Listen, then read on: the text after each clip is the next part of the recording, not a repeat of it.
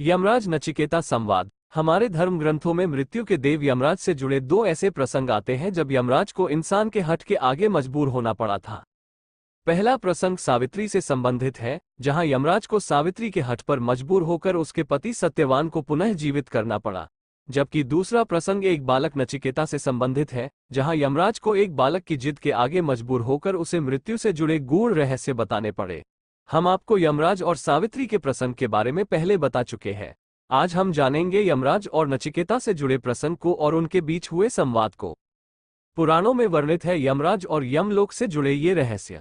यमराज नचिकेता प्रसंग। इस प्रसंग का वर्णन हिंदू धर्मग्रंथ कठोपनिषद में मिलता है। इसके अनुसार नचिकेता वाजश्रवस उद्दालक ऋषि के पुत्र थे। एक बार उन्होंने विश्वजीत नामक ऐसा यज्ञ किया जिसमें सब कुछ दान कर दिया जाता है। दान के वक्त नचिकेता ये देखकर बेचैन हुआ कि उनके पिता स्वस्थ गायों के बजाय कमजोर बीमार गाय दान कर रहे हैं। नचिकेता धार्मिक प्रवृत्ति का और बुद्धिमान था। वो तुरंत समझ गया कि मोह के कारण ही पिता ऐसा कर रहे हैं। पिता के मोह को दूर करने के लिए नचिकेता ने पिता से सवाल किया कि वे अपने पुत्र को किसे दान देंगे। उद्दालक ऋषि ने इस सवाल को टाला, लेकिन नचिकेता ने फिर यही प्रश्न पूछा। बार बार यही पूछने पर ऋषि क्रोधित हो गए और उन्होंने कह दिया कि तुझे मृत्यु यमराज को दान करूंगा। पिता के वाक्य से नचिकेता को दुख हुआ, लेकिन सत्य की रक्षा के लिए नचिकेता ने मृत्यु को दान करने का संकल्प भी पिता से पूरा करवा लिया। तब नचिकेता यमराज को खोजते हुए यमलोक पहुंच गया। यम के दरवाजे पर पहुंचने पर नचिकेता को पता चला कि यमराज वहां नहीं है। फिर भी उसने हार नहीं मानी और 3 दिन तक वहीं पर बिना खाए पिए बैठा रहा। यम ने लौटने पर द्वारपाल से नचिकेता के बारे में जाना तो बालक की पितृभक्ति और कठोर संकल्प से वे बहुत खुश हुए। यमराज ने नचिकेता की पिता की आज्ञा के पालन और 3 दिन तक कठोर प्रण करने के लिए 3 वर मांगने के लिए कहा। तब नचिकेता ने पहला वर पिता का स्नेह मांगा, दूसरा अग्नि विद्या जानने के बारे में था, तीसरा वर मृत्यु रहस्य और आत्मज्ञान को लेकर था। यम ने आखिरी वर को टालने की भरपूर कोशिश की और नचिकेता को आत्मज्ञान के बदले कई सांसारिक सुख सुविधाओं को देने का लालच दिया, लेकिन नचिकेता को मृत्यु का रहस्य जानना था। अतः नचिकेता ने सभी सुख सुविधाओं को नाशवान जानते हुए नकार दिया। अंत में विवश होकर यमराज ने जन्म मृत्यु से जुड़े रहस्य बताए। आइए अब हम जानते हैं कि नचिकेता ने यमराज से क्या सवाल किए और यमराज ने उनका क्या उत्तर दिया। यमराज नचिकेता संवाद। किस तरह शरीर से होता है ब्रह्म का ज्ञान व दर्शन। मनुष्य शरीर 2 आंख, 2 कान, 2 नाक के छिद्र, 1 मुंह, ब्रह्मरंध्र, नाभि, गुदा और शिशन के रूप में 11 दरवाजों वाले नगर की तरह है, जो ब्रह्म की नगरी ही है। वे मनुष्य के हृदय में रहते हैं। इस रहस्य को समझकर जो मनुष्य ध्यान और चिंतन करता है, उसे किसी प्रकार का दुख नहीं होता है। ऐसा ध्यान और चिंतन करने वाले लोग मृत्यु के बाद जन्म मृत्यु के बंधन से भी मुक्त हो जाता है। क्या आत्मा मरती या मारती है। जो लोग आत्मा को मारने वाला या मरने वाला मानते हैं, वे असल में आत्मा को नहीं जानते और भटके हुए हैं। उनकी बातों को नजरअंदाज करना चाहिए, क्योंकि आत्मा न मरती है, न किसी को मार सकती है।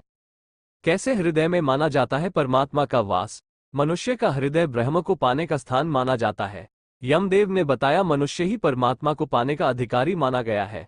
उसका हृदय अंगूठे की माप का होता है, इसलिए इसके अनुसार ही ब्रह्म को अंगूठे के आकार का पुकारा गया है। और अपने हृदय में भगवान का वास मानने वाला व्यक्ति यह मानता है कि दूसरों के हृदय में भी ब्रह्म इसी तरह विराजमान है, इसलिए दूसरों की बुराई या घृणा से दूर रहना चाहिए।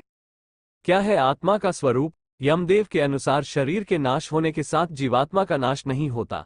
आत्मा का भोग विलास, नाशवान, अनित्य और जड़ शरीर से इसका कोई लेना देना नहीं है। यह अनंत, अनादि और दोष रहित है। इसका कोई कारण है, न कोई कार्य, यानी इसका न जन्म होता है, न मरती है। यदि कोई व्यक्ति आत्मा परमात्मा के ज्ञान को नहीं जानता है तो उसे कैसे फल भोगना पड़ते हैं। जिस तरह बारिश का पानी एक ही होता है, लेकिन ऊंचे पहाड़ों पर बरसने से वह एक जगह नहीं रुकता और नीचे की ओर बहता है, कई प्रकार के रंग रूप और गंध में बदलता है, उसी प्रकार एक ही परमात्मा से जन्म लेने वाले देव, असुर और मनुष्य भी भगवान को अलग अलग मानते हैं और अलग मानकर ही पूजा करते हैं। बारिश के जल की तरह ही सुर असुर कई योनियों में भटकते रहते हैं। कैसा है ब्रह्म का स्वरूप और वे कहाँ और कैसे प्रकट होते हैं। ब्रह्म प्राकृतिक गुणों से एकदम अलग है। वे स्वयं प्रकट होने वाले देवता हैं। इनका नाम वसु है। वे ही मेहमान बनकर हमारे घरों में आते हैं।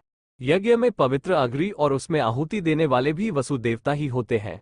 इसी तरह सभी मनुष्यों, श्रेष्ठ देवताओं, पितरों, आकाश और सत्य में स्थित होते हैं। जल में मछली हो या शंख, पृथ्वी पर पेड़ पौधे, अंकुर, अनाज, औषधि हो या पर्वतों में नदी, झरने और यज्ञ फल के तौर पर भी ब्रह्म ही प्रकट होते हैं। इस प्रकार ब्रह्म प्रत्यक्ष देव है। आत्मा निकलने के बाद शरीर में क्या रह जाता है? जब आत्मा शरीर से निकल जाती है तो उसके साथ प्राण और इंद्रिय ज्ञान भी निकल जाता है। मृत शरीर में क्या बाकी रहता है? यह नजर तो कुछ नहीं आता, लेकिन वह परब्रह्म उस शरीर में रह जाता है जो हर चेतन और जड़ प्राणी में विद्यमान है। मृत्यु के बाद आत्मा को क्यों और कौन सी योनियां मिलती हैं? यमदेव के अनुसार अच्छे और बुरे कामों और शास्त्र, गुरु, संगति, शिक्षा और व्यापार के माध्यम से देखी सुनी बातों के आधार पर पाप पुण्य होते हैं। इनके आधार पर ही आत्मा मनुष्य या पशु के रूप में नया जन्म प्राप्त करती है। जो लोग बहुत ज्यादा पाप करते हैं वे मनुष्य और पशुओं के अतिरिक्त अन्य योनियों में जन्म पाते हैं। अन्य योनियां जैसे पेड़ पौध, पहाड़, तिनके आदि। क्या है आत्मज्ञान और परमात्मा का स्वरूप?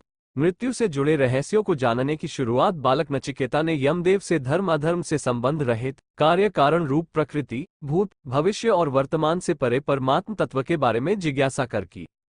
यमदेव ने नचिकेता को प्रतीक रूप में परब्रह्म का स्वरूप बताया। उन्होंने बताया कि अविनाशी प्रणव यानी ओंकार ही परमात्मा का स्वरूप है।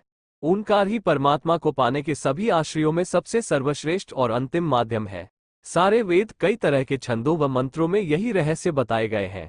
जगत में परमात्मा के इस नाम व स्वरूप की शरण लेना ही सबसे बेहतर उपाय है।